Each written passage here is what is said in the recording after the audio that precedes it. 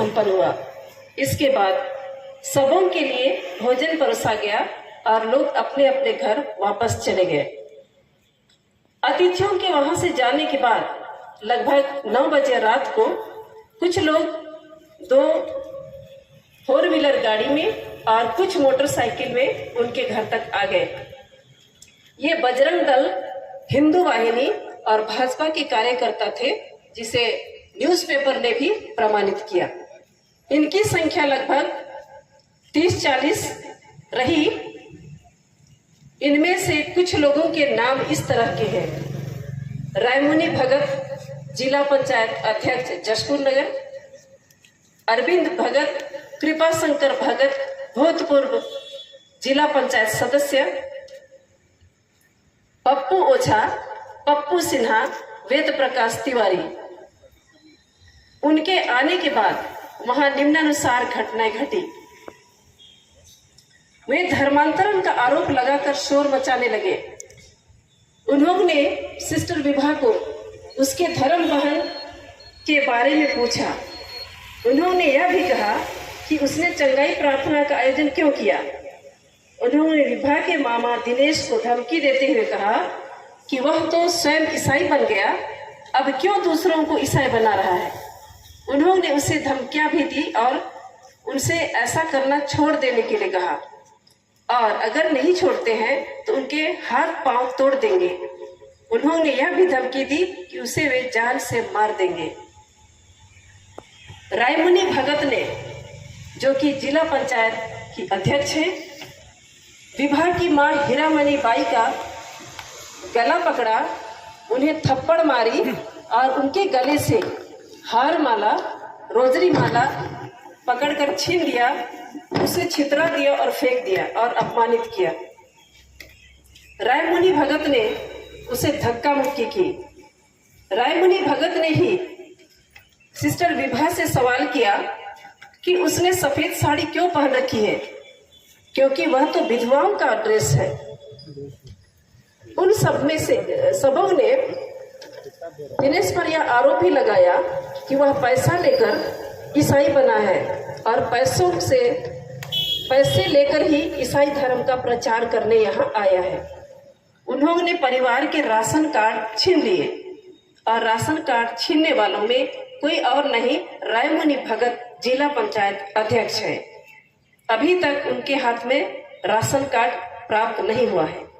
उन्होंने यह धमकी दिया कि सरकार से मिलने वाली सारी सुविधाएं वे बंद कर देंगे, क्योंकि वे ईसाई बन गए हैं।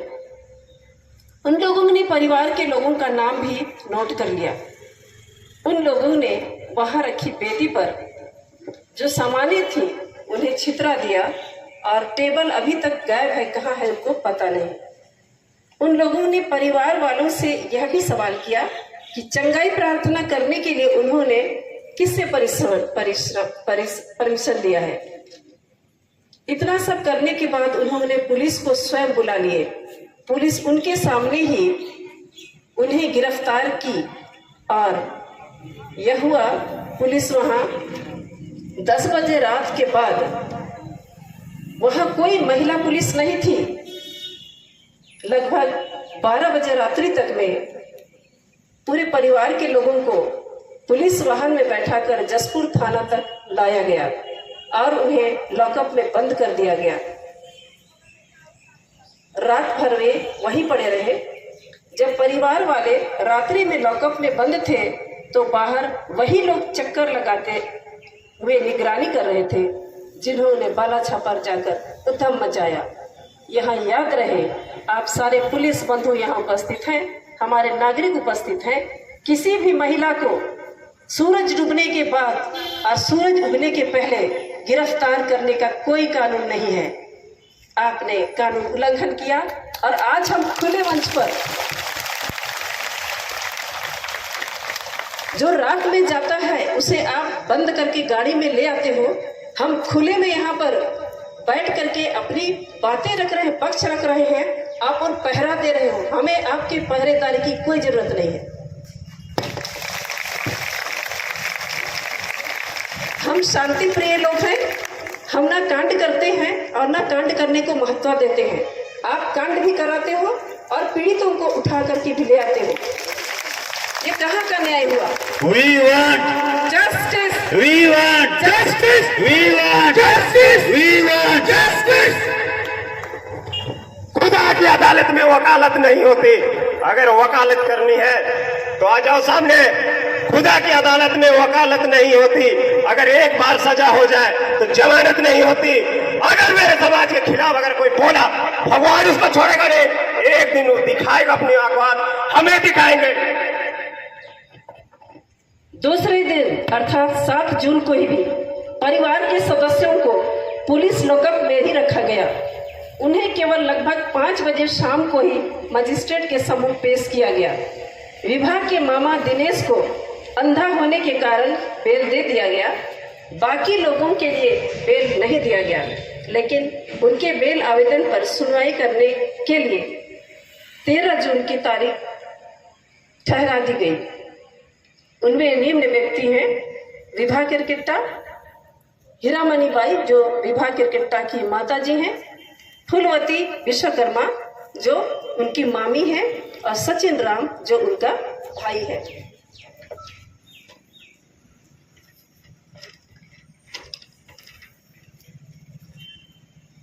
पूरे एफआईआर मामले में एक बहुत बड़ा यहाँ सवाल उठता है। एफआईआर पर दर्ज करने का समय जून 6 शाम 8:55 का समय अंकित है। यदि यह उसी समय दर्ज हुआ तो पुलिस को उसके पश्चात बाला छापर जाकर विवेचना करनी चाहिए थी, लेकिन यह कार्रवाई नहीं हुई और पुलिस उपद्रवियों को साथ लेकर गई, सारा कांड अपने सामने की करवाई और पीड़ितों को ही भर करके गाड़ी में ले आई। उन्होंने उनके सामने ही उत्पात मचाया। क्या पुलिस वालों में और उत्पात मचाने वालों में कहीं साठगांठ या समझौता तो नहीं? इसके अलावा महिलाओं को गिरफ्तार करते समय भी कोई महिला पुलिस नहीं थी। सामान्य नियम तो को ताक में रखकर महिलाओं को रात्रि में ही पुलिस बुलाए थाना ले जाया गया। अभी भी हमारी सुरक्षा या हमारी कार्रवाई के लिए महिला पुलिस भी तैनात किए होंगे कहीं पर हमारे बंधु लोग। पूरे मामले में एफआईआर का एक दूसरा बड़ा सवाल यह है कि जो धाराएं इन पीड़ितों पर लगाई गई है एफआईआर में, वे 2 धाराएं हैं। धारा 295A आईपीसी और धारा 193A आईपीसी। ये दोनों धाराएं किस लिए लगाई जाती हैं?